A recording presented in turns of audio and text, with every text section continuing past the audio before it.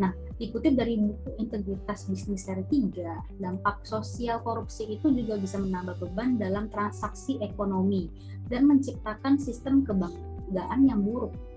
Adanya suap pungli dalam sebuah perekonomian itu bisa menyebabkan biaya transaksi perekonomian itu semakin tinggi. Jadi hal ini bisa menyebabkan efisiensi dalam perekonomian. Melambatnya perekonomian membuat kesenjangan sosial yang semakin lebar. Orang kaya dengan kekuasaannya mampu menyuap dan akan semakin kaya. Sementara orang miskin akan semakin terpuruk dan kemelaratan. Tindakan korupsi juga mampu memindahkan sumber daya publik ke tangan para koruptor. Akibatnya uang pembelanjaan pemerintah menjadi sangat sedikit. Ujung-ujungnya rakyat miskin tidak akan mendapatkan kehidupan yang layak, pendidikan yang baik, fasilitas kesehatan juga yang mencukupi. Lalu dampak dalam bidang kesehatan. Korupsi itu bisa jadi biang keladi dalam buruknya pelayanan kesehatan. Dua masalah utamanya adalah peralatan yang tidak memadai atau kekurangan obat. Korupsi juga bisa membuat masyarakat sulit mengakses pelayanan kesehatan yang berkualitas. Ya, menurut catatan Indonesia dalam Indonesian Corruption Watch, ya, korupsi menjadi biang keladinya nih. Dampak dari korupsi dalam bidang kesehatan itu secara langsung mengancam nyawa masyarakat. ICW juga mencatat pengadaan alat kesehatan, obat merupakan dua sektor yang paling rawan untuk dikorupsi. Jadi perangkat medis yang dibeli dalam proses korupsi itu dibeli dengan kualitas yang buruk. Jadi istilahnya pengembalian uangnya itu pun dimasukin ke kantong masing-masing. Pelayanan dan penjualnya juga jelek jadinya, serta tidak ada presisi yang baik. Begitu juga dengan obat dan yang membelinya itu mengandung unsur korupsi. Yang pasti keangkuhannya itu dipertanyakan. Lalu dampak terhadap pembangunan. Nah, dampak dari korupsi ini tentu saja bisa menyebabkan kualitas bangunan itu jadi buruk sehingga dapat mengancam keselamatan publik. Proyek infrastruktur yang menjadi syarat korupsi juga tidak akan bertahan lama. Jadi cepat rusak sehingga harus dibuka proyek baru lagi yang sama untuk dikorupsi lagi. Jadi ini adalah salah satu lahan basah untuk koruptor-koruptor itu melakukan korupsi nih untuk di tahap bangunan pemerintahan gitu. Oke, lalu yang selanjutnya dampak korupsi itu bisa meningkatkan kemiskinan. Jadi alur korupsi yang terus-menerus akan semakin memunculkan kemiskinan masyarakat. Korupsi akan membuat masyarakat miskin dan semakin menderita dengan mahalnya harga pelayanan publik dan kesehatan. Nah, pendidikan yang buruk pun juga akibat dari korupsi. Tidak akan mampu membawa masyarakat makin lepas dari jerat korupsi.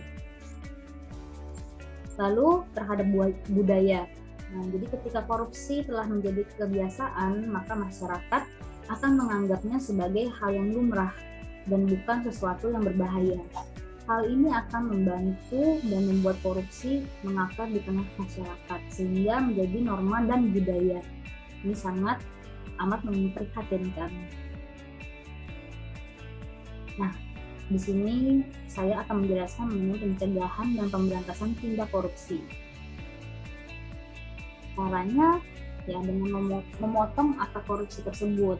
Jadi dengan integritas dan juga integritas yang tinggi itu bisa mengaktualisasikan nilai-nilai yang ada dalam diri gitu. Diyakini juga dapat berperan dalam pembenahan karakter dan moral bangsa secara sistematis yang mendukung sikap anti korupsi di negeri ini. Integritas sebagai salah satu juga nilai dasar pribadi yang harus dimiliki masyarakat dengan bersikap, berperilaku, dan bertindak jujur terhadap diri sendiri dan lingkungannya. Konsisten dan bersikap dan bertindak itu memiliki komitmen terhadap misi pemberantasan korupsi, objektif dalam permasalahan, berani dan tegas mengambil keputusan dan resiko kerja, disiplin dan bertanggung jawab dalam menjalankan tugas dan amanah. Nah, nilai-nilai tersebut dapat berasal dari nilai kode etik di tempat kerja maupun dari pelajaran yang mahasiswa dari Mercu Buana itu dapatkan. Oke, pentingnya integritas dan hubungannya dengan korupsi. Di sini saya akan menjelaskan mengenai integritas. Integritas itu punya peranan penting di dalam kasus korupsi. Jadi ketika seseorang sejak dini diajarkan mengenai integritas yang baik, maka orang tersebut itu akan memiliki integritas yang kuat dan ia cenderung tidak akan terlibat dalam tindakan korupsi. Ia cenderung memiliki prinsip moral yang kuat dan komitmen yang untuk bertindak dengan cara yang benar. Namun kalau seseorang itu kurang memiliki integritas yang kuat, ia bisa lebih rentan untuk terlibat dalam tindakan korupsi. Kekurangan integritas bisa membuat seseorang mementingkan kepentingan pribadinya dibandingkan kepentingan publik, dan bisa saja manipulasi situasi dengan keuntungan sendiri gitu. Nah, dalam lingkup yang luas, integritas yang buruk dari pemerintah, lembaga keuangan, bisnis menjadi penyebab utama korupsi yang sistematik di suatu negara. Jadi ketika lembaga-lembaga tersebut itu tidak memegang integritas sebagai nilai inti dan tidak menjaga tata kelola yang baik, korupsi itu bisa menjadi endemik dan merusak perekonomian stabilitas politik suatu negara. Nah, dengan demikian, integritas itu benar-benar penting untuk mencegah dan mengatasi korupsi. Jadi pentingnya untuk memastikan bahwa individu dan institusi memiliki integritas yang kuat dan memperkuat tata kelola yang baik untuk mencegah korupsi. Oke, baik, sekian kiranya presentasi dari saya. Penutupnya itu jadi baik maupun hal-hal yang lain ya, di luar egonya kita gitu loh, di luar kepentingan kita sendiri gitu. Jadi saya berharap dengan penjelasan ini tuh juga kita semua bisa terhindar dari perilaku korupsi dengan membudayakan integritas sebagai salah satu syarat gitu ya, syarat untuk kita terjun ke masyarakat ya.